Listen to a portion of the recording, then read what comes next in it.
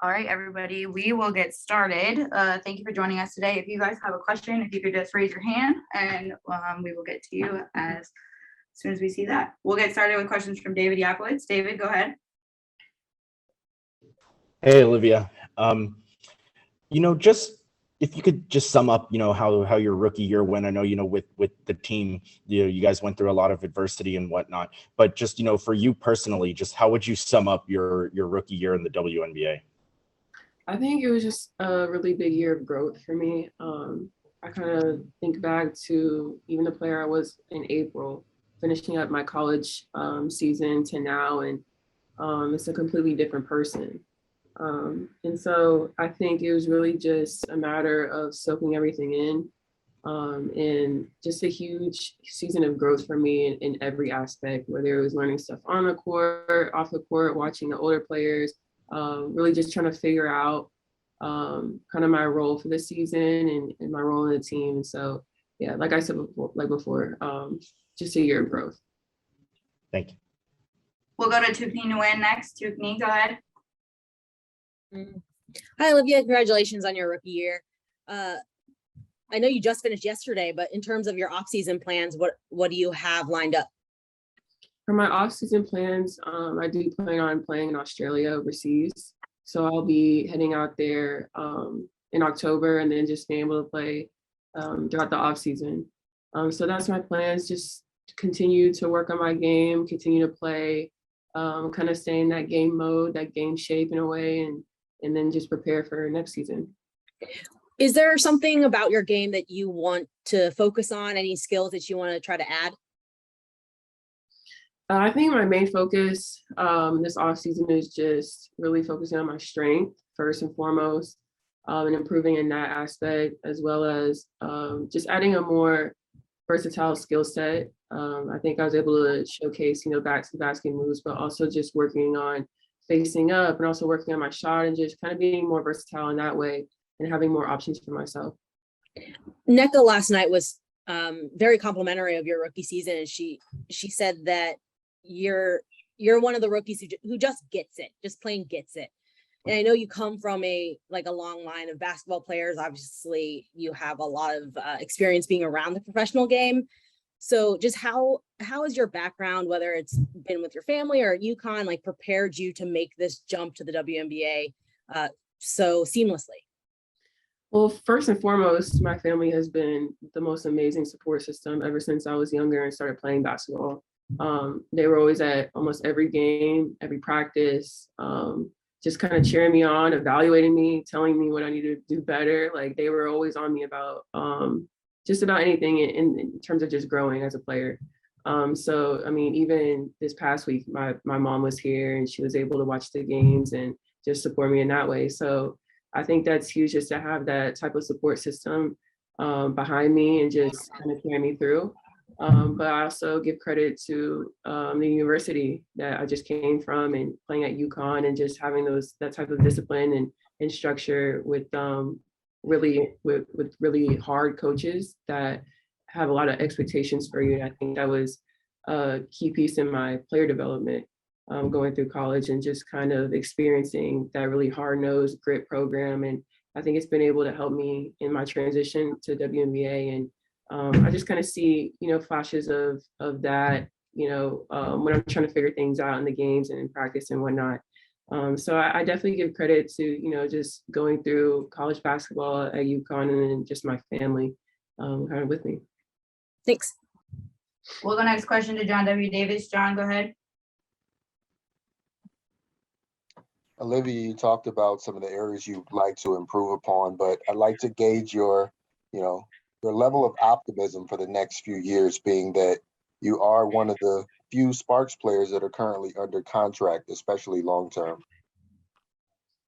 I think just for next year, not only myself, but just, my teammates, I think we're just going to do as much as we can to prepare, especially in the off season. And I think people are going back and, going to really just kind of reevaluate, okay, areas of growth. I mean, I know I am, and I know other people are too. And so just areas of growth and areas of improvement. And I think if, we all continue to do that and continue to just kind of reflect on that, coming back, I think that could really help with, our play and just, who's here and whatnot. So I think just that type of reflection and that type of self-improvement in the off season would be really key for next year for people that are coming back. We'll go next question to Rashawn Haylock. Rashawn, go ahead. Hey, Olivia.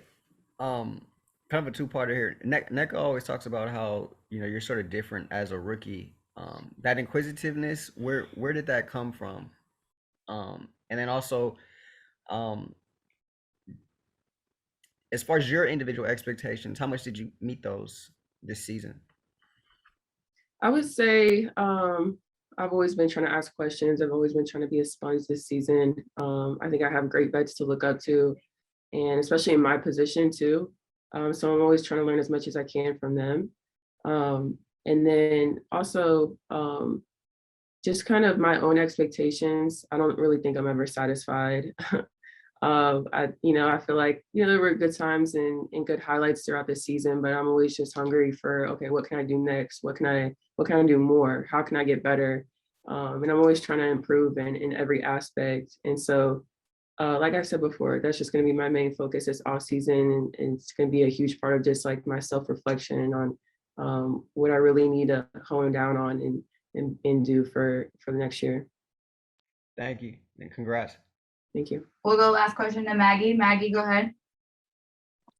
Hey, Liv, good to see you again. Congrats on finishing your first year. I'm sure you're still digesting it, but you talked earlier about how you feel like it was a big season of growth for you. This was your first time living across the country by yourself.